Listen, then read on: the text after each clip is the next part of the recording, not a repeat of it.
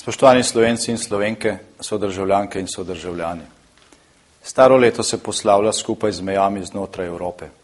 Zapomnili si ga bomo predvsem po dogodkih, ki so zaznamovali čas vsakega izmed nas. V spominu pa nam bodo ostali tudi nekateri naši skupni dosežki, prav tako preizkušnje. Vesel sem, da je bilo tistih prvih več kot teh drugih. A tudi ob nekaterih preizkušnjah se je Slovenija izkazala. Stopili smo skupaj ob vodni ujmi, ki je prizadela velik del države. Dokazali smo, da nam ni vseeno, da znamo pomagati, da znamo biti solidarni.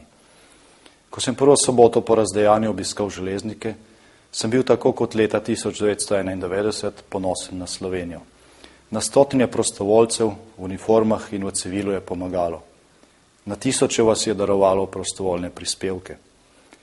Hvala vam tako za konkretno pomoč, kot za lep občutek povezane skupnosti. Spoštovani, slovenska gospodarska rast je zdrava. Leto, ki mineva, bo ostalo zapisano v zgodovino po najhitrejšem razvoju in po najnižji brezposelnosti doslej. Kot prvo leto po nastanku Slovenije, ki ga bomo zaključili s proračunskim presežkom. Kot leto, ko se po dolgem upadanju število rojstev v Sloveniji ponovno povečuje.